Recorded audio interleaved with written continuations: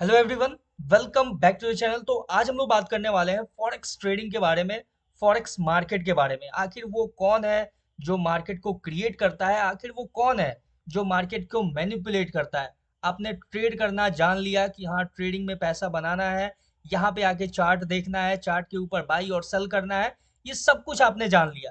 लेकिन क्या आपने वो एक्चुअल गेम जाना है, एक्चुअल वो गेम समझा है जो मार्केट को क्रिएट करता है। आखिर वो कौन है बिहाइंड द कर्टन्स जो मार्केट में कैंडल का फॉर्मेशन करता है, डायरेक्शन को डिसाइड करता है।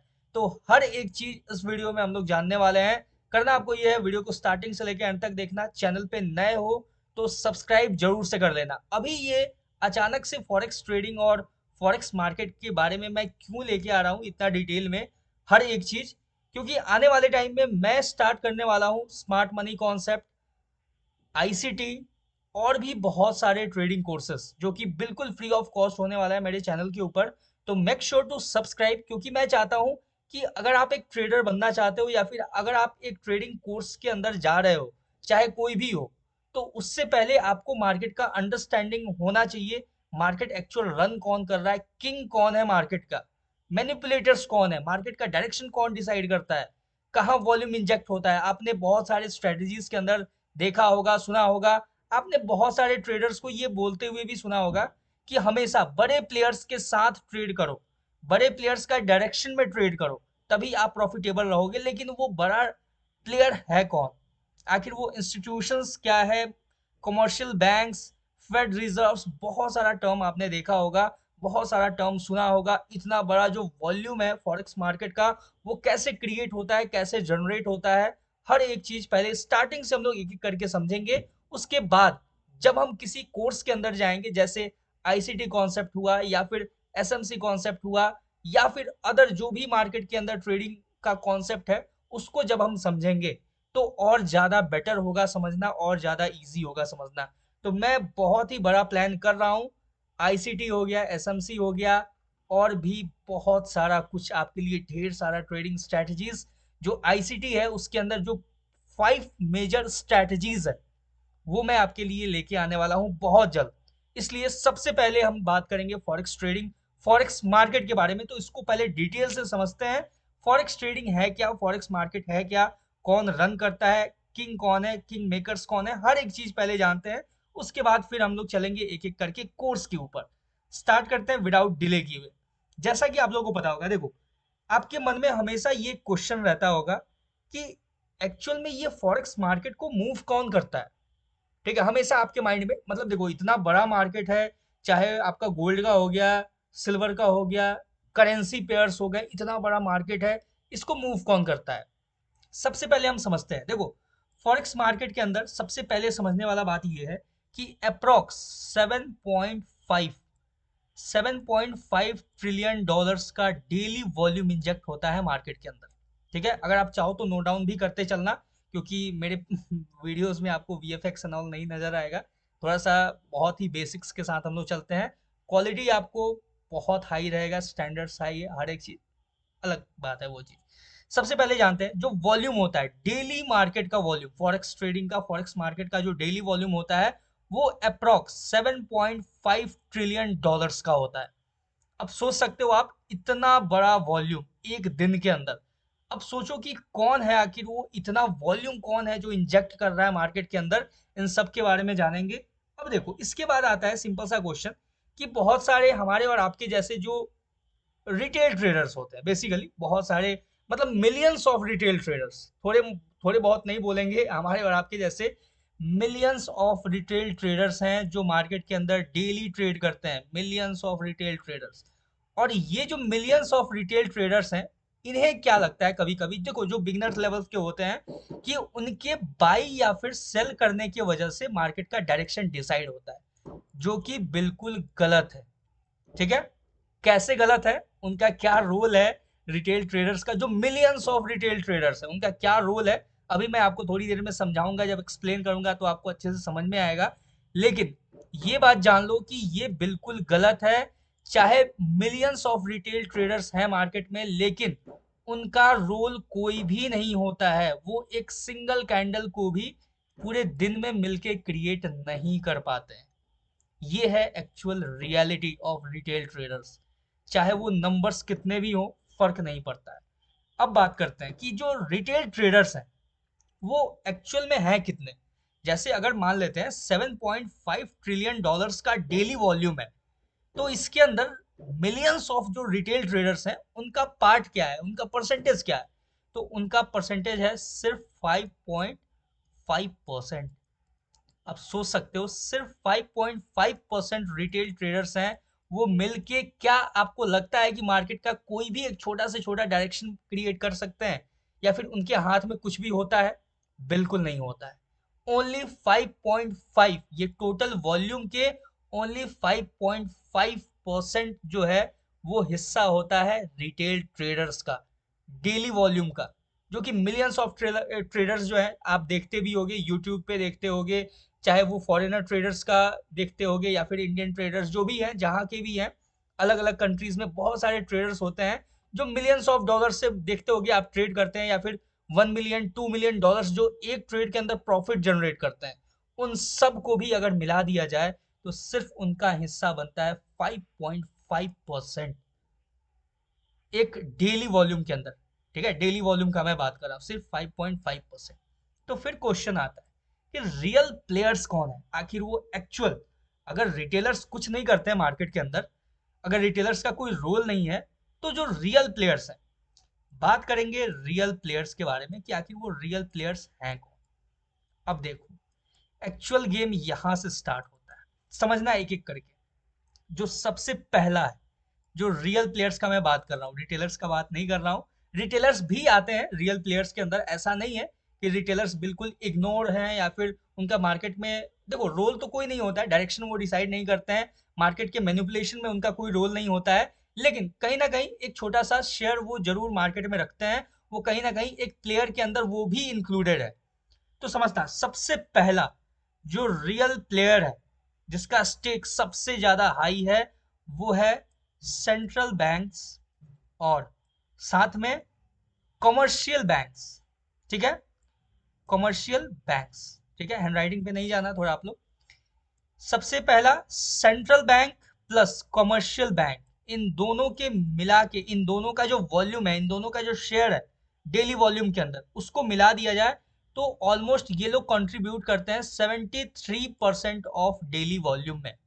ठीक है, यानी कि 7.5 ट्रिलियन डॉलर्स का जो डेली वॉल्यूम मार्केट में इंजेक्ट होता है, उसमें 73% का जो वॉल्यूम है वो सिर्फ सेंट्रल बैंक्स और कमर्शियल बैंक्स, ये दोनों मिलके मार्केट के अंदर वॉल्यूम इंजेक्ट करते हैं। अब आप सोच सकते हो कि कितने बड़े प्लेयर्स होंगे ये सेंट्रल बैंक्स वाले या फिर कमर्शियल बैंक्स वाले। ठीक है, नेक्स्ट सेकंड प्लेयर कौन है? सेकंड प्लेयर होगा आपके हेज फंड्स वाले। जो हेज फंड्स होते हैं, जो बड़े बड़े फंड्स को मैनेज करते हैं, वो है सेकंड प्लेयर इस मार्केट के अंदर। उनका कितना परसेंटेज है? तो उनका है सिर्फ और सिर्फ 12%। इतने बड़े बड़े हेज फंड्स, आपने नाम भी बहुत सारा सुना होगा, बहुत सारे लोग, मतलब जो फंड्स को मैनेज करते हैं बड़े बड़े, मतलब और भी इसके ऊपर भी हम लोग डिटेल से जाएंगे एक एक करके। ठीक है, सबसे पहले हम लोग सेंट्रल बैंक्स के बारे में डिटेल समझेंगे, उसके बाद कमर्शियल बैंक के बारे में डिटेल समझेंगे, उसके बाद हेज फंड्स वालों के बारे में कौन कौन है, जो मेजर हेज फंड्स हैं वो कौन कौन से हैं, जो सबसे ज्यादा हाई परसेंटेज देते हैं वो कौन कौन से हैं, हर एक चीज हम लोग डिटेल में एक एक करके बात करेंगे सब कुछ। तो हेज फंड्स वाले जो हैं उनका सिर्फ और सिर्फ 12% है मार्केट के अंदर शेयर। अब बात करते हैं जो थर्ड नंबर पे है, वो थर्ड नंबर पे आता है आपके कॉरपोरेशंस। कॉरपोरेशंस का कितना है? जो मेजर कॉरपोरेशंस होते हैं उनका क्या शेयर है? उनका है 9.5%। सिर्फ और सिर्फ 9.5% उनका डेली वॉल्यूम के अंदर शेयर रहता है, किसका? कॉरपोरेशंस वालों का। और जो लास्ट में आता है वो होते हैं रिटेल ट्रेडर्स, जिनका है 5.5%।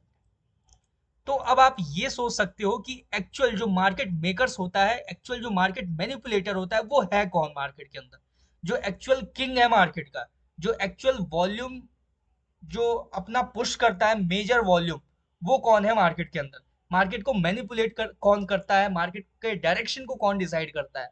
अब आपको थोड़ा ना थोड़ा आइडिया कहीं ना कहीं लग गया होगा ऑलरेडी कि जो मेजर किंग्स है मार्केट के, जो मार्केट मेकर्स हैं, वो है सेंट्रल बैंक्स और कमर्शियल बैंक्स, जिनका डेली वॉल्यूम के अंदर 73% का स्टेक होता है।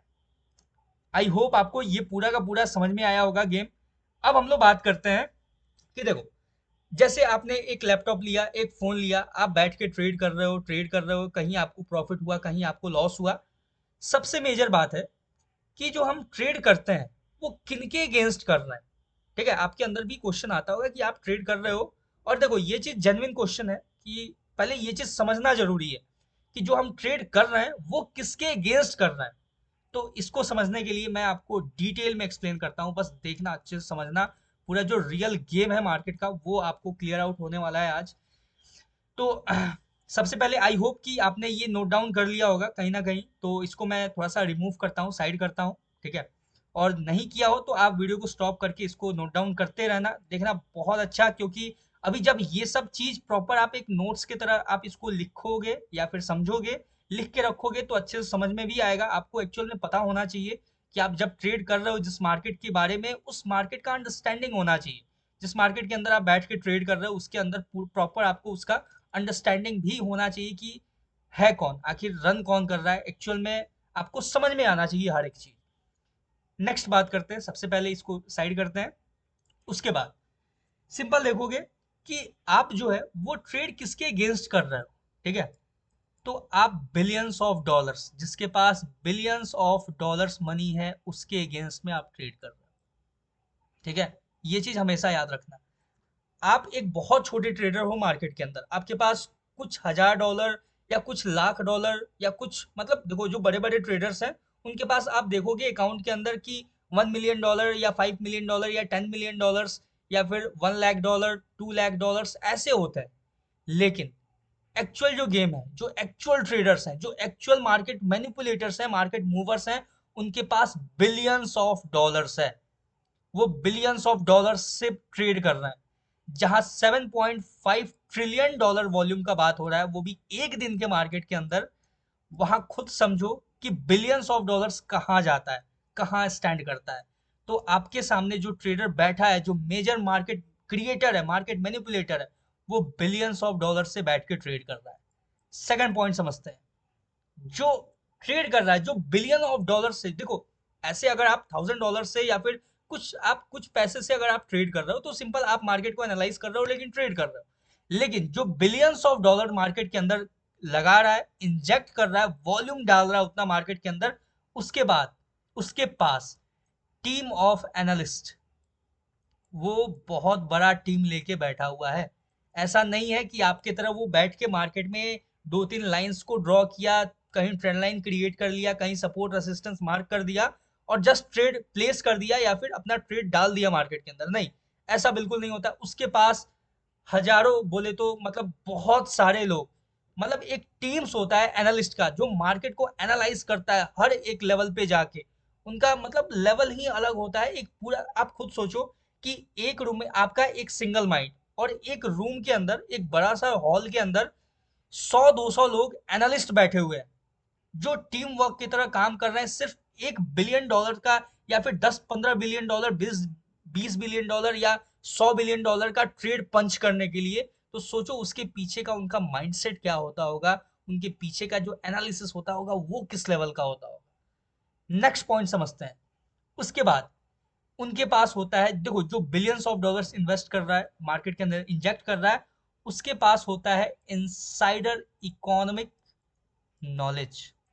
आपने अभी अभी रिसेंट बहुत सारा एग्जांपल्स देखा होगा, बहुत सारा आपने रूमर्स हो गया या फिर रियलिटी भी हो गया, आपने सुना होगा कि इनसाइडर ट्रेडिंग, इनसाइडर नॉलेज होता है उनके पास, कि जो एक्चुअल में जो गवर्नमेंट डिसीजन क्या लेने वाला है या फिर कहाँ इन्वेस्ट करने वाला है या फिर मार्केट का डायरेक्शन क्या हो सकता है, जो इनसाइडर जो होता है, जो आप पे एक, अब देखो आप कहीं भी कोई भी वेबसाइट को जब फॉलो करते हो, चाहे वो फॉरेक्स फैक्ट्री हो गया, ठीक है, या फिर कोई भी अदर वेबसाइट, उसको आप फॉलो करते हो न्यूज के लिए। लेकिन ये सोचो कि न्यूज आने से पहले वो जो न्यूज है वो भी तो कोई टाइप कर रहा है, वो भी तो कोई टाइप करके पब्लिश कर रहा है, तब तो आप उसको देख पा रहे हो। लेकिन जब वो टाइप करके पब्लिश कर रहा है उससे भी बहुत पहले उसके पास इंफॉर्मेशन ऑलरेडी पहुंच चुका है। वो इंफॉर्मेशन उसके पास आया, उसको वो वेरीफाई किया, वेरीफाई करके उसको वो प्रॉपर तरीके से टाइप किया या जो भी किया, उसका प्रॉपर एक आर्टिकल क्रिएट किया, उसके बाद वो किसी न्यूज़ चैनल के ऊपर आपको या फिर न्यूज़ वेबसाइट के ऊपर देखने को मिलता है। तो नेक्स्ट पॉइंट जो था वो था इनसाइडर इकोनॉमिक नॉलेज। उनके पास होता है इनसाइडर नॉलेज, जो कि मार्केट में बिलियंस ऑफ डॉलर्स मतलब इन्फ्यूज कर देते हैं जस्ट, ठीक है, वॉल्यूम क्रिएट करते हैं। सोचो वो किस लेवल के ट्रेडर होंगे। नेक्स्ट पॉइंट आता है fastest trading algorithms. Fastest trading algorithm, उनके पास होता है फास्टेस्ट ट्रेडिंग एल्गोरिदम। ये रियलिटी है, ये चीज आप मानो या नहीं मानो, ठीक है, आप इस चीज को बस समझो कि उनके पास जो एल्गोरिदम्स होता है वो वन ऑफ द फास्टेस्ट। कभी अगर आप यूट्यूब पे सर्च करोगे, ठीक है, मॉर्गन स्टैनली हो गया या फिर जेपी मॉर्गन हो गया, उनका जो एक ट्रेडिंग का शायद मैंने एक वीडियो कहीं देखा हुआ था, आप एक बार उनका एक सिंगल कंप्यूटर के अंदर देखना, जिसके अंदर मार्केट को वो सिर्फ एनालाइज करते हैं, ठीक है, एक बार चेकआउट करना वो वीडियो, ठीक है, शायद अगर मुझे मिल जाए तो मैं लिंक डाल दूंगा डिस्क्रिप्शन के अंदर। और ऐसे तो आप सिंपल आप टाइप करना जेपी मॉर्गन ट्रेडिंग सेटअप या कुछ करके आप अगर टाइप करोगे ना तो वो आपके सामने निकल के आएगा। उनके पास होता है फास्टेस्ट ट्रेडिंग एल्गोरिदम, जिसके जिसके ऊपर बैठ के वो लोग ट्रेड करते हैं, बिलियंस ऑफ डॉलर मार्केट के अंदर इन्वेस्ट करते हैं। और उनके पास होता है डायरेक्ट मार्केट एक्सेस। ये भी चीज रियलिटी है, उनके पास मार्केट का डायरेक्ट एक्सेस होता है। अब आप देखो, आप किसी ना किसी ब्रोकर के अंदर बैठ के ट्रेड करते हो, ठीक है, चाहे वो एक्सनेस हो या एक्सएम हो या कोई भी हो, एक्स वाई जेड, जो भी आप ब्रोकर यूज करते हो, वो आप किसी ना किसी ब्रोकर के थ्रू ट्रेड कर रहे हो। तो ब्रोकर के जब थ्रू आप ट्रेड कर रहे हो, तो वो जरूरी नहीं है कि आपका जो ब्रोकर है वो आपके मनी को डायरेक्ट मार्केट से कनेक्ट कर रहा है, नहीं। आप डायरेक्ट, आपका जो रीच है वो डायरेक्ट मार्केट तक नहीं है। आप कहीं ना कहीं आपका जो पैसा है वो बीच में ही ट्रेड हो जाता है, ठीक है। जैसे जो सेम पोजीशन पे बाई किया और जो सेम पोजीशन पे सेल किया, अगर आप दोनों का अमाउंट अप्रोक्स सेम है, तो ब्रोकर क्या करता है कि वहीं पे बायर्स और सेलर्स को क्रिएट कर देता है, आप ही दोनों के बीच में वो ट्रेड करके कंप्लीट कर देता है, ठीक है। मतलब जो मनी लूज कर रहा है और जो मनी गेन कर रहा है, जो मनी लूज कर रहा है उसका मनी लेके जो मनी गेनर्स है उसके पास वो शिफ्ट कर देता है। तो ये बहुत बड़ा, देखो अगर आपको ऐसा लगता है कि आप कहीं बाई कर रहे हो या सेल कर रहे हो मार्केट के अंदर, तो आप डायरेक्ट मार्केट में एक्सेस है, ये नहीं है। आपका मार्केट में डायरेक्ट एक्सेस बिल्कुल नहीं है। शायद जो मतलब जो 10 मिलियन या 20 मिलियन डॉलर्स के साथ जो बैठ के ट्रेड करते हैं, उनका हो सकता है डायरेक्ट एक्सेस मार्केट के अंदर। वो डायरेक्ट उनका जो ब्रोकर है वो उनको मार्केट से डायरेक्ट लिंक करा देता है, ठीक है। क्योंकि देखो ऐसा नहीं है ना यार कि अगर आपको, जैसे आपके पास 10 मिलियन डॉलर है, अगर आप किसी ब्रोकर के साथ बैठ के ट्रेड कर रहे हो ब्रोकर से, और ब्रोकर आपका अगर बीच में ही अगर ट्रेड कराने लगे, ठीक है, कभी कभी होता है कि ब्रोकर आपके अगेंस्ट पैसा लगाता है। जो छोटे छोटे ट्रेडर्स होते हैं, जैसे 1000 2000 5000 10,000 डॉलर से जो ट्रेड करते हैं, उनका क्या करता है ब्रोकर, वो उनके अगेंस्ट में ही ट्रेड पंच करके वो जो ब्रोकर होता है वो खुद में ही ट्रेड कर लेता है। ये भी एक रियलिटी है, ठीक है, ये समझना बहुत जरूरी है आपके लिए। तो सोचो कि जब आप 1000 2000 10,000 से आप ट्रेड करते हो तो आपका क्या वैल्यू रहता होगा मार्केट के अंदर। तो मार्केट के अंदर जो डायरेक्ट एक्सेस है उनका रहता है, जो बिलियंस ऑफ डॉलर्स के साथ ट्रेड करते हैं, जो कमर्शियल बैंक्स हो गए, हेज फंड्स वाले हो गए, कॉर्पोरेशंस वाले हो गए, उनका, ठीक है। अब बात करते हैं जो मेजर अपना जो मार्केट का किंग है, उसके बारे में थोड़ा सा डिस्कस करते हैं, उसके बारे में डिटेल से बात करते हैं। सबसे पहले आपको पता होगा, जैसे मैंने आपको बताया, आपने टाइटल और थंबनेल से देखा भी होगा, मार्केट का किंग कौन है। तो वो है सेंट्रल बैंक्स, ठीक है। तो सेंट्रल बैंक्स कौन कौन से हैं, उनका क्या रोल रहता है, हर एक चीज बात करेंगे। मेजर सेंट्रल बैंक्स कौन कौन से होते हैं, सब कुछ डिटेल में हम लोग बात करने वाले हैं। सिंपल, इसको साइड करते हैं। आई होप आपने नोट डाउन कर लिया होगा यहाँ तक, और नहीं किया तो कर लेना, ठीक है, वीडियो को पीछे करके। चलो, अब बात करते हैं सेंट्रल बैंक्स के बारे में, जिनको कहा जाता है द किंग्स, ठीक है, द किंग्स। तो ये जो सेंट्रल बैंक्स होता है, जो मेजर सेंट्रल बैंक्स, उनका बात करते हैं हम लोग एक एक करके। मेजर सेंट्रल बैंक्स कौन कौन से होते हैं। सबसे पहला Fed, federal reserve. I know आप लोग को पता होगा, ठीक है, फेडरल रिजर्व जिनका जिसका यूएसडी में होता है सब कुछ, ठीक है, यूएसए का है ये सेंट्रल बैंक, जिसको फेडरल रिजर्व कहा जाता है, फेड शॉर्ट फॉर्म में हम लोग बोलते हैं। सेकंड जो मेजर बैंक है वो है ईसीबी, ठीक है, ईसीबी। अब ये जो ईसीबी है ये है आपका यूरोपियन बैंक, ठीक है, इसको बोलते हैं यूरोपियन सेंट्रल बैंक, ठीक है, ईसीबी यूरोपियन सेंट्रल बैंक। जैसे फेड है शॉर्ट फॉर्म में, वैसे ही इसको शॉर्ट फॉर्म में ईसीबी कहा जाता है, जो कि यूरोपियन सेंट्रल बैंक है।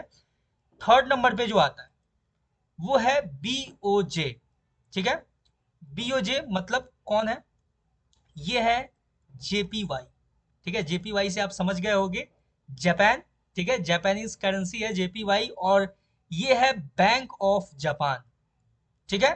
तो बीओजे, ठीक है, फेड जो हो गया वो फेडरल रिजर्व हो गया, ईसीबी हो गया यूरोपियन सेंट्रल बैंक, बीओजे हो गया आपका bank of Japan. Fourth number पे जो आता है वो आता है बीओई, ठीक है, बीओई, बीओई आपका क्या है, जीबीपी, ठीक है, जीबीपी। अब ये कौन है, तो ये है बैंक ऑफ इंग्लैंड, ठीक है, BOE bank of England. Fifth number पे कौन है, फिफ्थ नंबर पे है एसएनबी। ये पांच सेंट्रल जो बैंक्स हैं ये मेजर बैंक्स माने जाते हैं, जो मेजर कंट्रीब्यूशन देते हैं, डेली का जो वॉल्यूम इंजेक्ट होता है मार्केट के अंदर 7.5 अप्रॉक्स ट्रिलियन डॉलर्स का जो डेली इन्फ्यूजन होता है, उनके अंदर जो मेन किंग्स होते हैं वो यही पांच बैंक्स होते हैं। ये आपको समझना बहुत जरूरी। अब ये जो एसएनबी है, ठीक है, एसएनबी है क्या, तो ये है सीएचएफ, ठीक है, ये है आपका स्विस नेशनल बैंक, ठीक है, क्लियर हो चुका है, ये है स्विस नेशनल बैंक, एसएनबी। ये पांच जो मेजर बैंक्स हैं जो आपको कंट्रीब्यूट करते हैं, जो मेन किंग्स होते हैं, जो main market manipulators, market creators, market का डायरेक्शन जो होता है वो डिसाइड करने वाले यही पांच मेजर बैंक्स होते हैं। अब ये जो पांच मेजर बैंक्स हैं इनका क्या रोल होता है मार्केट के अंदर, कैसे ये, इनके पास क्या आखिर पावर क्या होता है, आखिर ये कैसे मार्केट को, मार्केट के किंग्स कैसे हैं।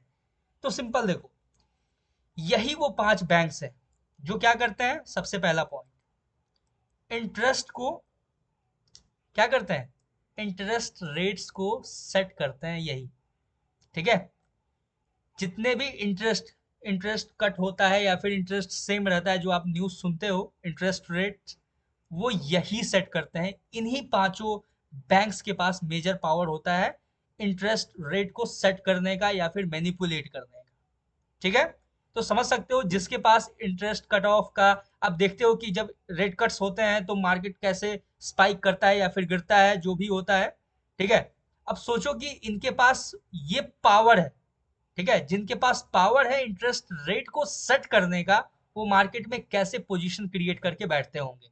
इसीलिए इनका वॉल्यूम इतना ज्यादा, इनका जो परसेंटेज है वो इतना ज्यादा होता है, कंट्रीब्यूशन इतना ज्यादा होता है मार्केट के अंदर। जो सेकंड पॉइंट है, जो one of the most important point है, ये लोग करते हैं मनी प्रिंट, ठीक है, प्रिंटिंग मनी का भी इन्हीं का काम होता है, ठीक है। जैसे इंडिया में रिजर्व बैंक ऑफ इंडिया क्या करता है, मनी को प्रिंट करता है ना, वैसे ही ये अपने अपने कंट्री के मेजर जो बैंक्स है वो क्या करते हैं, ये लिटरली मनी को प्रिंट करने का काम इन्हीं का होता है, ठीक है। अब तीसरे नंबर पे बात करते हैं हम लोग, ठीक है, थर्ड पॉइंट क्या है कि ये क्या करते हैं, ये बाई करते हैं और सेल करते हैं अपने ही करेंसी को, यानी इनका जो करेंसी है अपना, जैसे फेड का क्या है यूएस डॉलर, ईसीबी का ईयूआर यूएसडी, ठीक है। तो ये लोग क्या करते हैं, ये अपने ही करेंसी को बाई और सेल करते हैं। अब सोच सकते हो, यानी इनके पास, इनको पता होता है कि मेरा जो करेंसी है उसका स्ट्रेंथ कब आने वाला है या फिर उसमें वीकनेस कब आने वाला है। तो जब स्ट्रेंथ आने वाला होता है तो ये लोग क्या करते हैं, कंटिन्यू अपने ही करेंसी को बाई करते हैं, और जब वीकनेस होने वाला होता है, कोई नेगेटिव न्यूज होता है, तो ये अपने ही करेंसीज को सेल करके मनी क्रिएट करते हैं। यानी कि करेंसी गिर रहा है तो भी सेंट्रल बैंक्स जो है वो किंग्स हैं, वो भी तब भी पैसा बना रहे हैं, और जब करेंसी ऊपर जा रहा है तब भी जो सेंट्रल बैंक्स है वो लगातार मनी बना ही रहे। समझ रहे हो, ये होते हैं मेन किंग्स मार्केट के। अब बात करते हैं फोर्थ पॉइंट का। फोर्थ पॉइंट है, ये लोग क्या करते हैं कि मनी के सप्लाई को कंट्रोल करते हैं। जैसे इंडिया के अंदर रिजर्व बैंक ऑफ इंडिया है, ये कितना मार्केट में मनी इंजेक्ट होगा इसको कंट्रोल करता है। वैसे ही सेम जितने भी ये मेजर बैंक्स हैं, ये कंट्री के अंदर कितना मनी का सप्लाई होगा, जो मनी का सप्लाई है उसको ये लोग कंट्रोल करते हैं। ठीक है, मनी जो भी जैसे डॉलर्स हो गया यूएसए के अंदर, तो वो कितना डॉलर मार्केट में इन्फ्यूज किया जाएगा, कितना सप्लाई किया जाएगा, हर एक चीज यही सेंट्रल बैंक्स के कंट्रोल में होता है। समझ गए? अब बात करते हैं फिफ्थ पॉइंट के बारे में। ये जो होते हैं ये बनाते हैं पॉलिसीज। ठीक है, जितना भी आप देखते हो पॉलिसी डिसीजंस होते हैं, ठीक है, वो यही क्रिएट करते हैं। ठीक है, जितना भी पॉलिसी क्रिएट करना हो गया, आप देखोगे कोई ना कोई मेजर डिसीजंस हो गया जो कंट्री के फेवर में हो, या फिर करेंसी को स्ट्रेंथन करने के बात के बारे में हो, या कुछ भी। जब करेंसी वीक हो रहा होता है तो उसको कैसे स्ट्रॉन्ग करना है, क्या क्या पॉलिसीज को अपनाया जाए कि और ज्यादा इन्वेस्टमेंट आ सके, या फिर पॉलिसीज कुछ बेटर क्रिएट किया जा सके, वो हर एक चीज जो पॉलिसी क्रिएशन का जो पावर होता है वो इन्हीं के हाथ में होता है, यही मेजर बैंक्स के हाथ में।